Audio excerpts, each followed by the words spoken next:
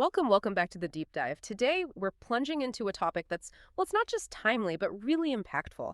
We're talking about the ever-shifting landscape of international finance, global residency, and the fascinating, sometimes dramatic, movement of wealth across borders. We've got some truly compelling sources that really shine a light on a significant policy shift happening in the UK.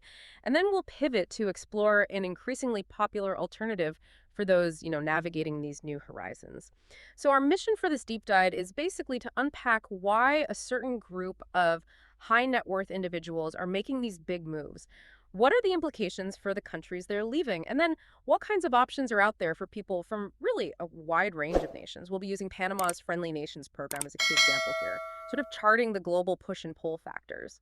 Yeah, and I think what's crucial to understand right from the start is that these global tax policies, these residency programs, they're anything but static. They're constantly evolving almost, in real time.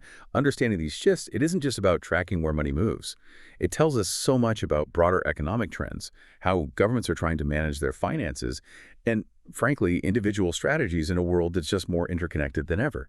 So this deep dive, it'll really explore both sides of that coin, the push factors forcing people to look elsewhere, and the pull factors drawing them towards new places. Okay, so let's unpack this then. Let's start with that first major push story, kicking off in the United Kingdom. The UK has recently made a truly historic decision about its non-domiciled residents. For over 200 years, the UK had this unique tax system for what they called non-doms. These are essentially individuals living in the UK, sometimes for, decades, but their fiscal domicile, their sort of permanent home for tax purposes, was legally seen as being elsewhere. That's exactly right. And under this old system, if you were a non-dom, you were only liable for UK tax on income you generated inside the UK. But crucially, any foreign income or capital gains you earned, totally exempt from UK tax, as long as you didn't actually bring that money into the country. It was an incredibly attractive setup for a lot of international individuals and their families. It drew significant wealth and talent to the UK for a long time. And then, boom, April of this year, the Labour government effectively just abolished this centuries-old regime. Gone. Yeah. So what does that mean? What are the immediate implications of such a really radical change? Well, the new rules are quite stark, especially when you compare them to how things were. For anyone becoming a new resident in the UK from now on, they'll get just a 4-year exemption on their foreign income and gains. That's it. After that 4-year clock runs out, they're fully taxed to the UK on their worldwide income, just like any other UK resident. That's a massive shift from potentially indefinite exemption. But it's maybe even more impactful for the existing non-doms. If you'd been in the system for less than 4 years, okay, you get to complete that initial 4-year period with the old benefits, fine. However, and this is really where the major impact lies, if you'd been a non-dom for more than 4 years, and that's the vast majority of them, your benefits are just gone immediately. From this current tax year, they are paying UK tax on all their worldwide income and gains.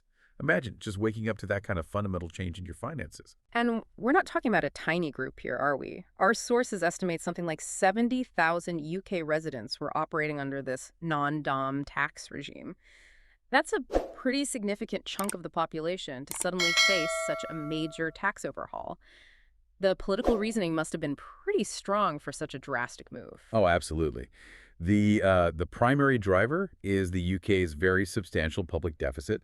The government's under immense pressure to raise revenue, and politically they seem unwilling to make really deep cuts to public spending. So the other lever they feel they can pull is, well, raising taxes.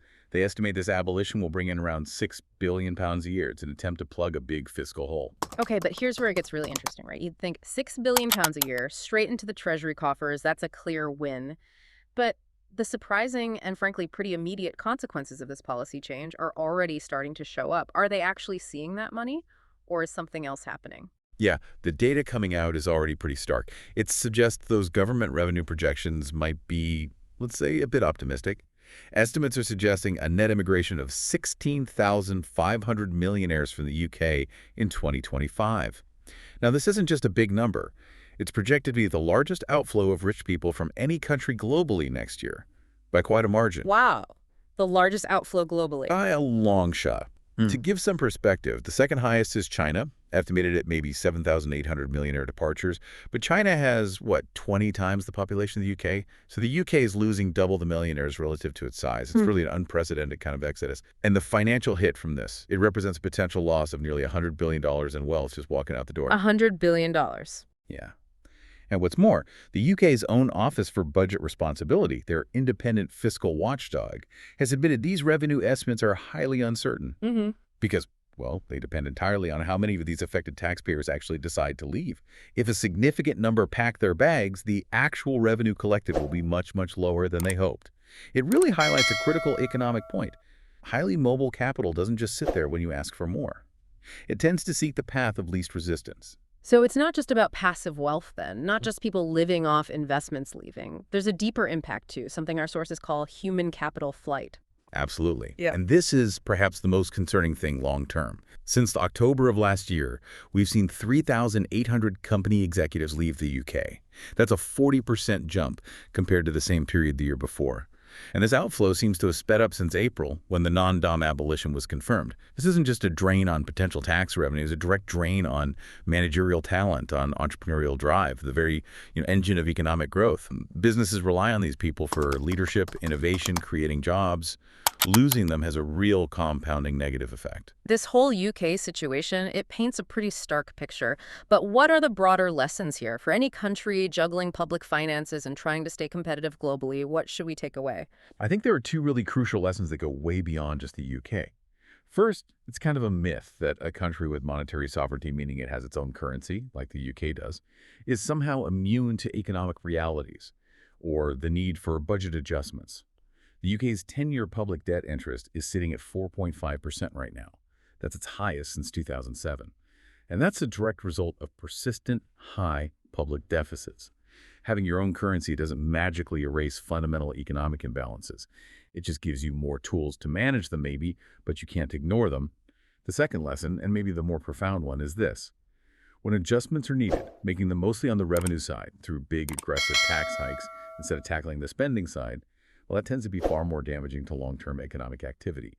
Massive tax increases can effectively just devour both the financial and the human capital within an economy. And often, this is done just to keep funding excessive government spending, which then leads to this cycle of more spending, more debt, more taxes.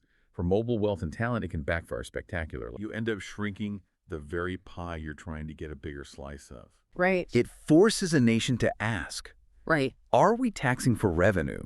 Or are we taxing ourselves right out of the competition?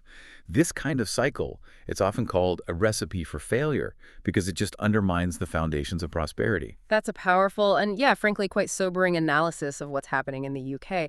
It really begs the question, though. If this big push is happening in some places, what are the pull factors elsewhere? With these major shifts going on, lots of individuals, lots of companies are naturally looking for places with different tax setups or, more attractive residency programs. And one such example, which has become quite prominent and our sources really highlight, is Panama. Exactly. And what's fascinating is how countries like Panama are actively positioning themselves to offer these alternative paths. Panama's Friendly Nations permanent residency program, for example, has been around since 2012, got a significant update in 2021. It's a very clear pull factor, deliberately designed to attract talent and capital. What Panama's program really shows is a nation trying to be a strategic haven. It's not just about low taxes. It's about offering clarity, stability, in a world that feels increasingly uncertain financially. They're competing on the regulatory environment just as much as tax rates. And this friendly nations idea, it's pretty straightforward, right? It's aimed at citizens from 51 specific countries that Panama has good economic and political ties with. And just to be clear, the UK is on that list, along with many other major economies, the US, Canada, Germany, Australia, loads more. It's a really comprehensive list, covers a lot of the world's wealth generators. Definitely. And the key appeal for many, the big reason this program is so attractive, is that Panama operates on a territorial tax system. What that means, simply put, is there's no taxation on foreign income. None at all. None on foreign-sourced income. For individuals and companies looking to structure their affairs efficiently, legally, this is a massive draw. You pay tax on income earned inside Panama? Sure. But not on income earned outside its borders. That's a fundamental difference from a worldwide tax system like the UK is moving towards, or the US system, and is what makes Panama such a magnet. Okay, so if you are a citizen of one of these 51 friendly nations, What are the actual ways in? What are the practical routes to residency under this program? There are three main options that really stand out, offering flexibility depending on your situation. The first is for employment purposes. This path is for foreigners who have a job contract with a company based in Panama. And what's particularly interesting here, something our sources point out, is that this can actually include setting up your own company in Panama and essentially giving yourself a work contract with that new company. So it allows for a kind of self-sponsorship. The cost for this specific option, covering the whole process and the documents, is listed as US $3,800. It's a pretty strong incentive for entrepreneurs wanting a base there. The second option is through real estate investment. To qualify this way, you need to show you own property in Panama valued at a minimum of US $200,000. This property can be in your personal name or it could be held by a legal entity, like a company, as long as you're the founder or the ultimate beneficiary of that company. This route obviously directly encourages foreign investment right into Panama's economy, especially its property market. Okay, 200,000 in property, and the third option. The third is a time deposit. This involves depositing a minimum of US $200,000 into a bank that's licensed to operate in Panama. Crucially, this deposit needs to have a minimum term of 3 years. And just like the real estate option, this deposit can be made by you personally or through a legal entity where you're the main person behind it, the founder or final beneficiary. And the cost for those last two options, the property and the deposit. For both the real estate investment path and the time deposit path, the source indicates the cost for the entire process and documentation is US $2,500. Seems quite streamlined, having these clear pathways. So once you pick an option, what does the actual residency process look like? Is it straightforward? It is, relatively speaking, quite well defined. It's important, though, to note a change that happened back in May 2021 under something called Executive Decree 197. This government order basically refined the process. So now applicants first get a provisional residence permit, valid for 2 years. After those 2 years are up, assuming you've maintained your eligibility, kept the investment, etc., you can then apply for permanent residency. So the sort of two-step process now allows for an initial, you could say, probationary period. It's also really crucial to understand applying for this program must be done through a lawyer. You need legal help to make sure all the requirements are met properly and the process goes as smoothly as possible. Right, navigating the legal side is key. And for anyone interested in looking into this, our sources do mention specific help is available. For instance, the law office Caparaso and Partners in Panama is one firm that can assist with the whole thing. That's right. And for more detailed info, people can check their official website, which is www.opme01.com. That's obtm-01.com. Or they can apparently request a consultation by sending a message via WhatsApp. The number listed is +507 833 9512. This program, it's highlighted as really one of the most requested immigration routes to get permanent residency in Panama, specifically for citizens of these friendly nations. It just underlines how popular and effective it is as that pull factor we talked about. So wrapping this up then, we've really explored the significant push from the UK, driven by these dramatic tax policy changes, leading to what looks like a notable, even substantial exodus of wealth and talent. And then we looked at Panama, offering a very clear pull factor with its Friendly Nations program, its strategic positioning, and that really attractive territorial tax system.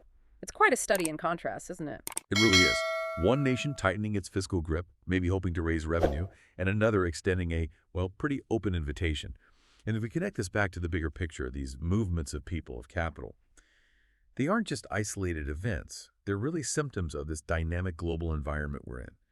Countries are actively competing for talent, for investment, for innovative minds. And on the other side, individuals, corporations, they're strategically looking for environments that align better with their financial goals, their lifestyle aims, their need for long-term stability. It's become a global marketplace, really, for residency and capital.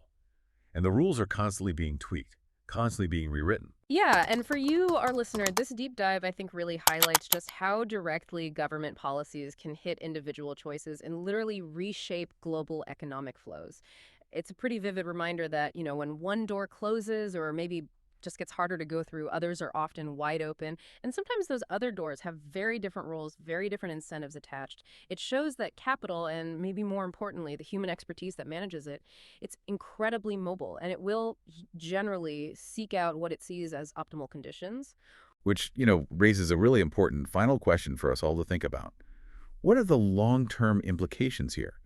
For nations that choose to significantly hike taxes on wealth and income, potentially driving away that mobile capital and talent, versus those nations that prioritize attracting international investment and human capital through more favorable residency and tax rules. How will these fundamentally different strategies shape the global economy, national competitiveness, and ultimately the distribution of wealth and talent in the years ahead? It's a fascinating, and you could say high-stakes, economic experiment playing out right now in real time. Indeed it is. A lot to mull over there, and certainly a lot of movement still to watch. Thank you for joining us on this deep dive into the global flow of wealth. Keep exploring, keep questioning, and we'll catch you next time.